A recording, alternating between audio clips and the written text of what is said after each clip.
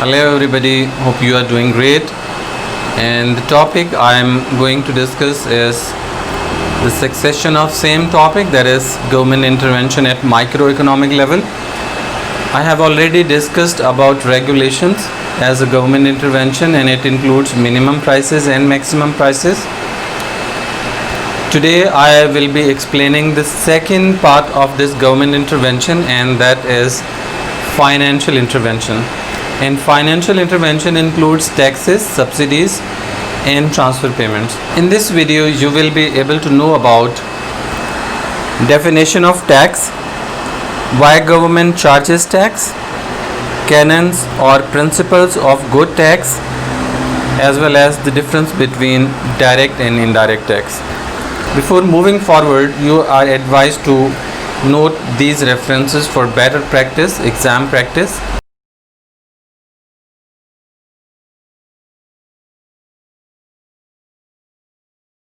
So starting with the definition of tax, it is a compulsory contribution to the state revenue by individuals and companies. Tax is imposed on income of individuals and companies, profits of companies, as well as they are also included in the price of goods and services. At why government charges tax to individuals and companies? There can be millions of reasons for which government charges tax, but I'm going to explain some important points here. Government charges tax because it is main source of government revenue. Government uses tax for the provision of public as well as merit goods. Government uses the amounts of tax collected to pay welfare benefits to the unemployed people as well as to the needy.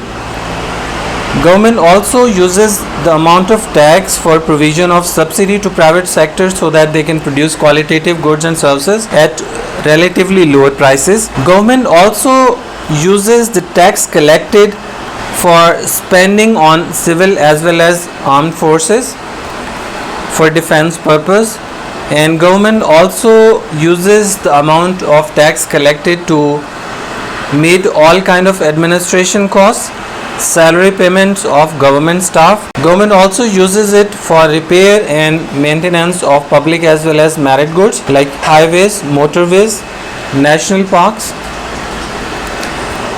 Government also charges tax or imposes tax to reduce production as well as consumption of demerit goods, which are definitely harmful for the consumers as well as third party and the overall society. Now coming to the next point, that is canons or principles of good tax.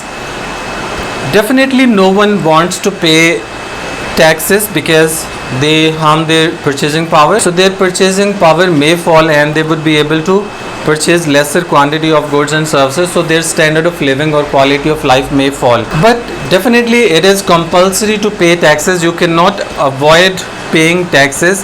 When you cannot avoid it, then everyone thinks that they must follow some principles or canons, and those canons or principles are many in numbers, but here I am going to explain you the main 4 canons or principles of good taxation, and they include: number 1, canon of convenience; number 2, canon of equity or fairness; number 3 is canon of economy; and number 4 is canon of transparency. Principle of convenience means that if it is compulsory to pay taxes, procedure of tax must be simple enough to pay taxes easily.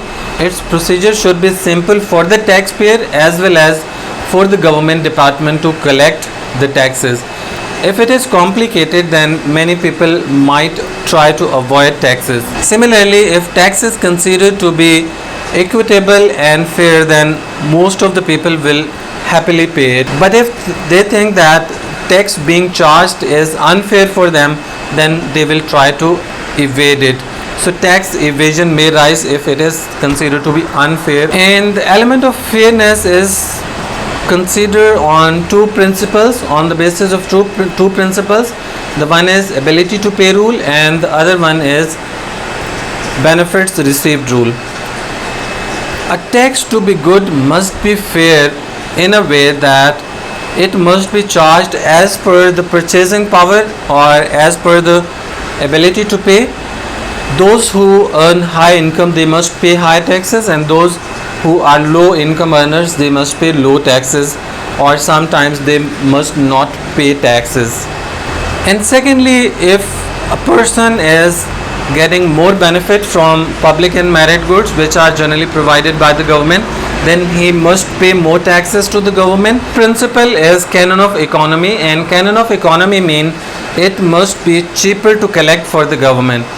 For example, if government has to collect taxes, then the procedure and way of collecting taxes should be easier as well as economical. If government has to induct large number of workers just to collect taxes, then it may lead to more expenses for the government and lesser tax revenue. So it will not be a good tax, because government is collecting, number one, it is collecting lesser revenue and it is paying more expenses to collect that revenue. So such kind of tax will not be considered as good tax. So tax to be good must be economical to collect. The last principle is transparency.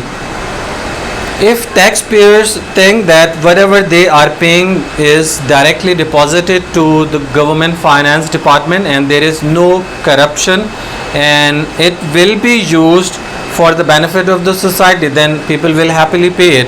However, if workers and companies, individuals and companies think that whatever they are paying might not reach the government department and it may go in the hands of corrupt people, and they might think that whatever they are paying might not be used for the welfare of the society, then they will definitely try to avoid paying taxes, so tax evasion may rise. The next thing which I am going to discuss in this video is difference between direct and indirect taxes. Direct tax is a tax which is imposed on income of individuals, profit of the business, or inheritance of individuals and companies. The incidence of tax or tax burden cannot be shifted to someone else. The taxpayer himself has to pay this tax. Indirect tax is imposed on goods and services. The burden of indirect tax may be shifted from producers to the ultimate consumer depending upon price elasticity of demand and supply. Examples of indirect tax include value added tax, sales tax, customs and excise duties. Indirect tax is further divided into two categories. One is called specific tax and the other one is called ad valorem tax. Specific tax is a form of tax in which amount of tax per unit price is fixed. For example, $2 per unit. If government imposition of specific tax will shift supply curve to the left, and it will be a parallel shift. I will also explain you graphically. Secondly, ad valorem tax is a form of indirect tax in which percentage of tax per unit price is fixed. For example, if government imposes 20% tax on per unit price, then it is ad valorem tax. Now coming to the graphical representation of specific as well as ad valorem tax. Here in this slide we have three graphs. Left hand side graph is used for direct tax and two graphs on right hand side are used for indirect taxes. Imposition of direct tax reduces disposable income, and disposable income is calculated as total income minus direct taxes or income taxes. Imposition of direct tax directly reduces purchasing power of consumers, so they will be able to purchase less quantity of goods and services. So imposition of direct tax reduces demand curve and shifts demand curve to the left from D to D1. On the other hand, in case of specific tax, supply curve shifts to the left, but it will be a parallel shift.